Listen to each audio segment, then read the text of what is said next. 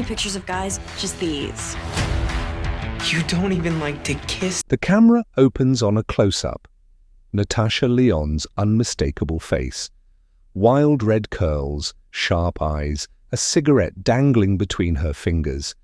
She laughs, but it's the kind of laugh that makes you wonder if she's laughing at herself or at the world. For most, Natasha is the quick-witted Nikki Nichols from Orange is the New Black, or the brilliant, cynical Nadia from Russian Doll. But behind the humor, behind the unapologetic coolness, there's a story few truly know. In the early 2000s, Natasha wasn't just another Hollywood party girl. She was the girl everyone whispered about at those parties, the one who'd been arrested, the one thrown out of her apartment, the one neighbors called the police on. The tabloids ran headlines about drugs, arrests, hospitalization. But even they didn't capture the whole truth.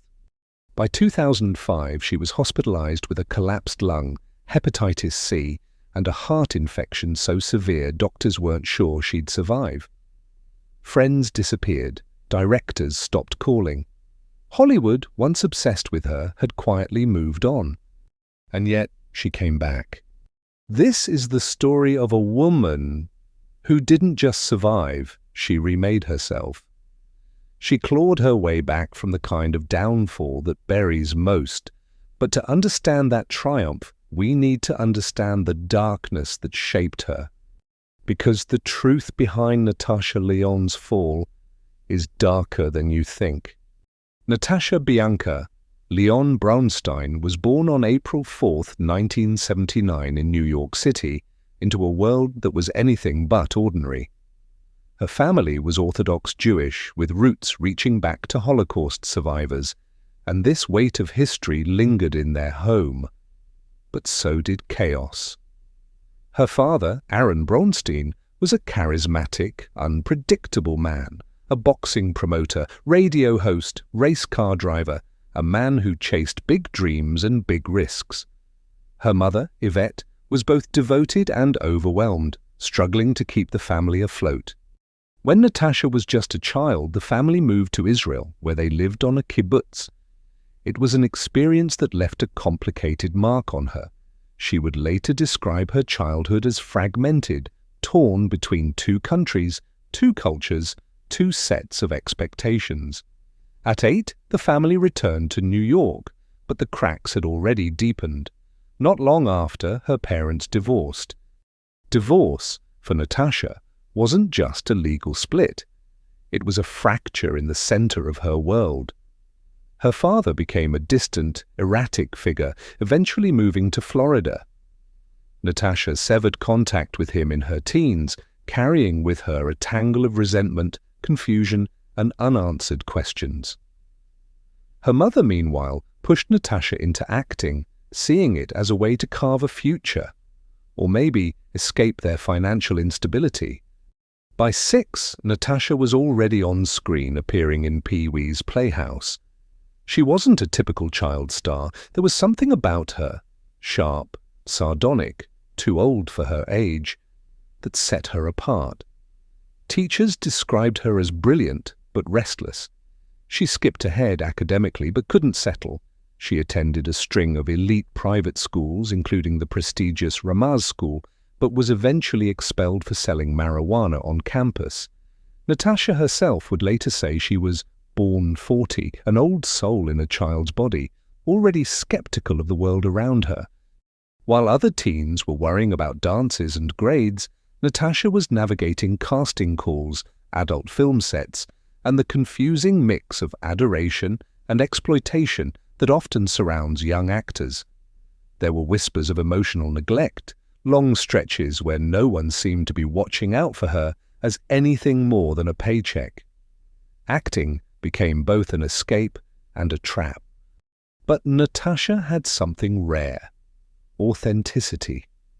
In the late 90s, Hollywood was still enamored with polished all-American ingenues, the kind of actresses who smiled on cue and stayed in line.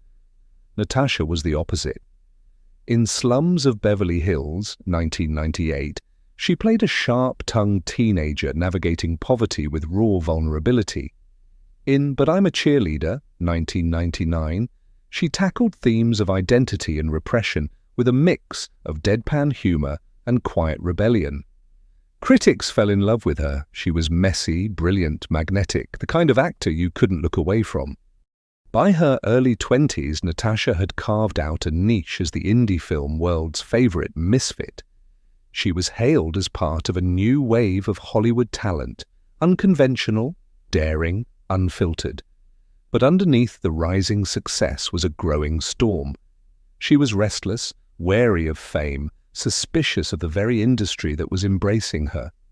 The same wild energy that made her performances unforgettable was also making her life increasingly unmanageable. There's an old saying, sometimes the brightest stars burn out the fastest.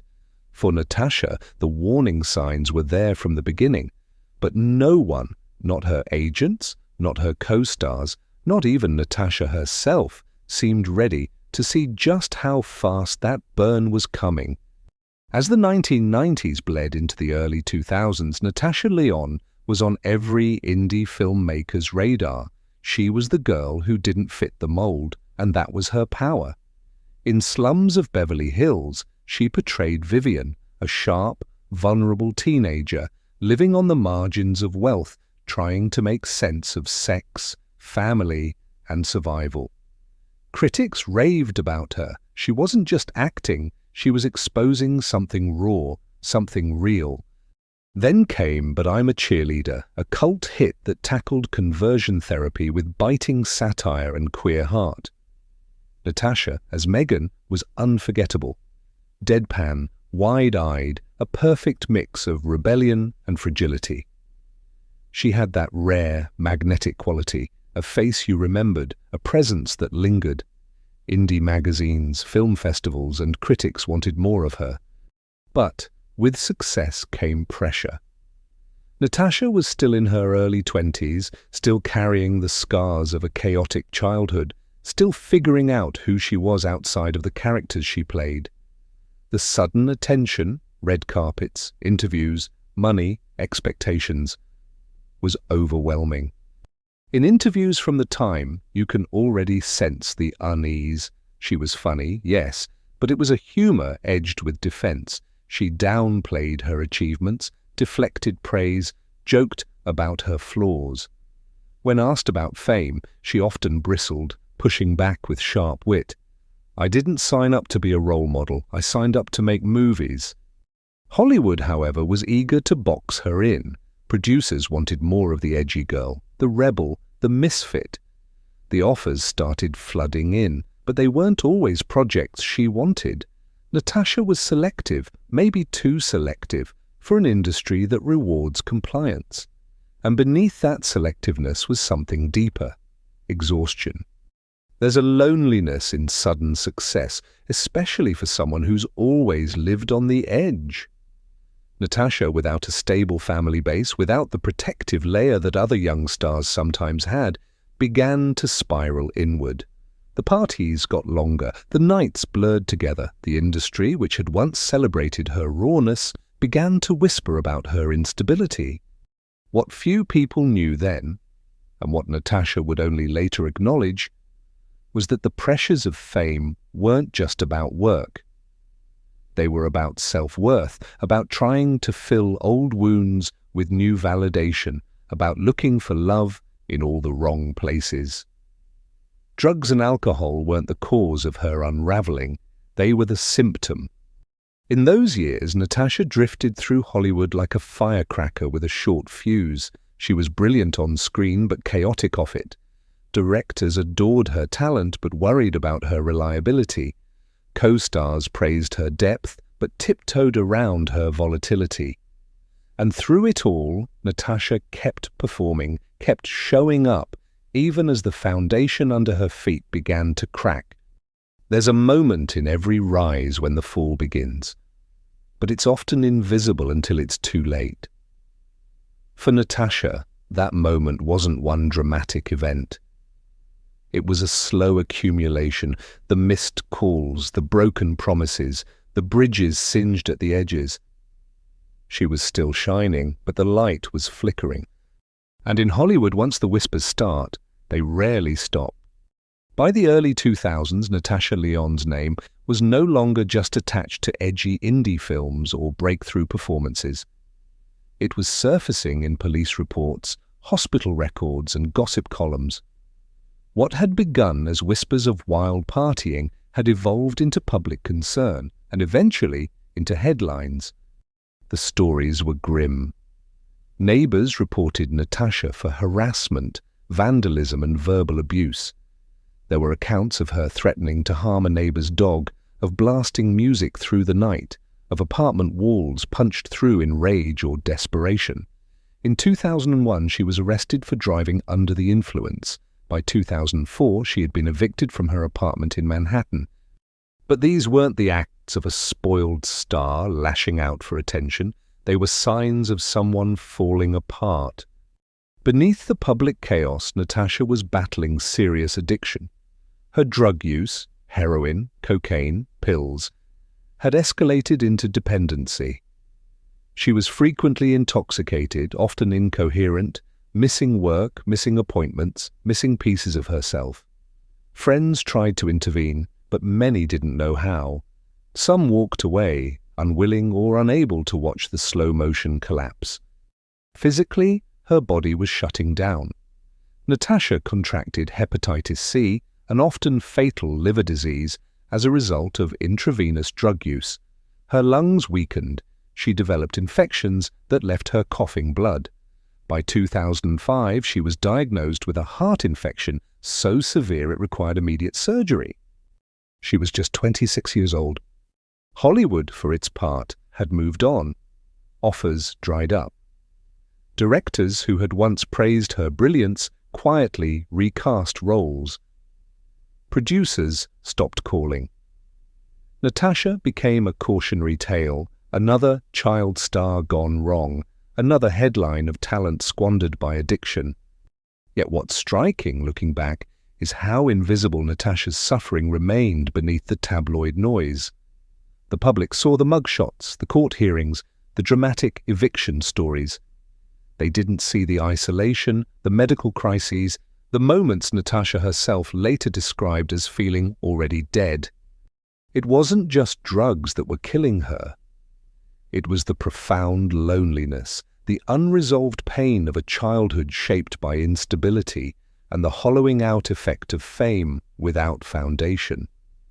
Fame had amplified her demons, not erased them.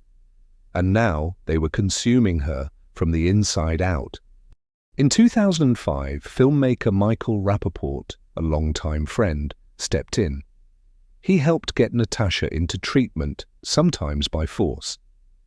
In one interview, he recalled banging on her apartment door, terrified she wouldn't survive another night alone.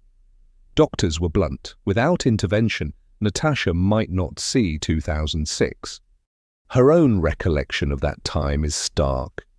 She's described herself as barely alive, as a ghost in her own body. Even today, when she jokes about that era, and she often does with her signature dark humor, there's a weight behind the punchlines. A recognition that she had crossed every line and barely crawled back. There's no single moment when Natasha Lyonne's downfall ended, no neat redemption arc. Recovery was messy, slow, often uncertain. She disappeared from the public eye for nearly a decade, focusing not on work, but on survival.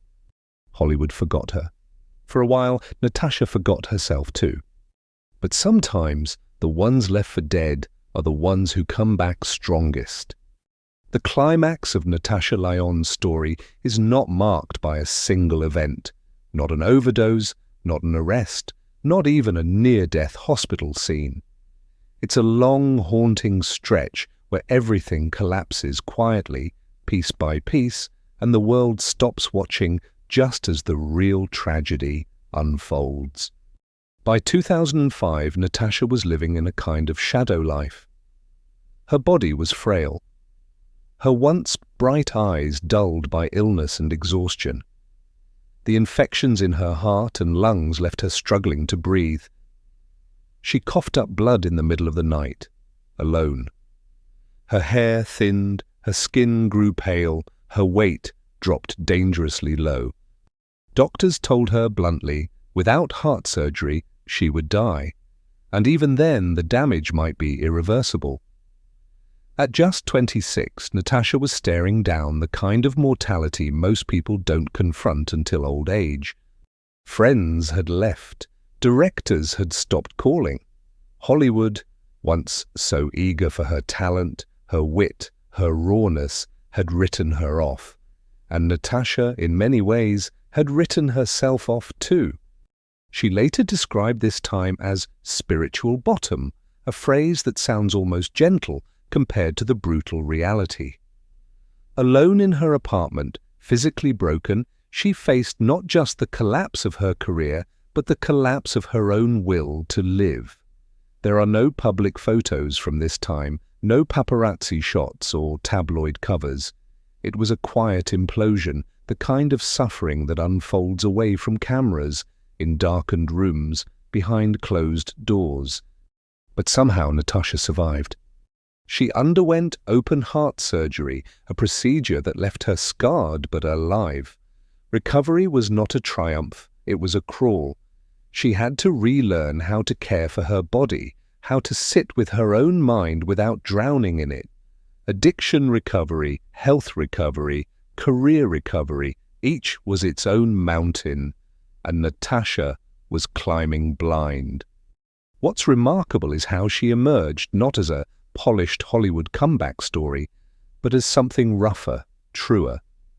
When she reappeared on screens in the early 2010s, first in small roles, then with explosive force in Orange is the New Black, she didn't hide her past. She carried it like a scar, visible and unapologetic. As Nikki Nichols, the wisecracking, self-sabotaging inmate with a heroin addiction, Natasha wasn't acting. She was offering pieces of her own survival, transmuted into performance. Audiences felt it. Critics felt it. For the first time, perhaps, Natasha Lyonne wasn't just playing a misfit, she was showing the cost of being one. In 2019, with Russian Doll, she ascended again, but on her own terms. As co-creator, star and writer, she told the story of a woman trapped in a time loop, dying over and over, trying to break free. The metaphor was unmistakable. This was not a neat Hollywood redemption. It was a meditation on mortality, on trauma, on clawing your way out of hell and laughing as you do it. Natasha's tragedy is not that she fell. It's that she fell in full view of a world eager to watch but slow to understand. And her triumph is not that she rose again, but that she rose without erasing the past. She carries it still, in her voice, in her humor, in her art. Today, Natasha Lyonne stands not just as an acclaimed actress or sharp-witted screenwriter, but as something rarer in Hollywood, a survivor who never polished away the edges of her story. Her legacy isn't defined by awards, though she's won them. It's not defined by critical acclaim, though she's earned it. It's defined by resilience, by the way she took the broken pieces of her past and wove them into her art. Shows like Orange is the New Black and Russian Doll don't just entertain, they excavate the dark, tender truths of survival, addiction, and self-forgiveness. In interviews today, Natasha laughs easily, but her laughter carries history. She speaks openly about addiction, about pain, about the loneliness that fame can magnify, and when she talks, people listen, because she's not selling redemption or self-help or a sanitized version of her life. She's offering honesty, and in a world addicted to facades, that's rare. Fans see her as something more than an actress. She's a reminder that collapse isn't the end, that talent and brokenness can coexist, that humor can sit alongside grief. To younger artists, especially women and queer creators, she's a symbol of possibility, proof that you can survive, rebuild, and still carry your scars with pride. And yet, Natasha herself resists neat conclusions. She often says she's still figuring it out, still a work in progress. maybe that's the point. Her story leaves us with questions, not easy answers. What does it mean to survive when the world has already given up on you? What do we owe to those we almost lose? And what does it mean to laugh, fully, deeply, after everything has burned to the ground?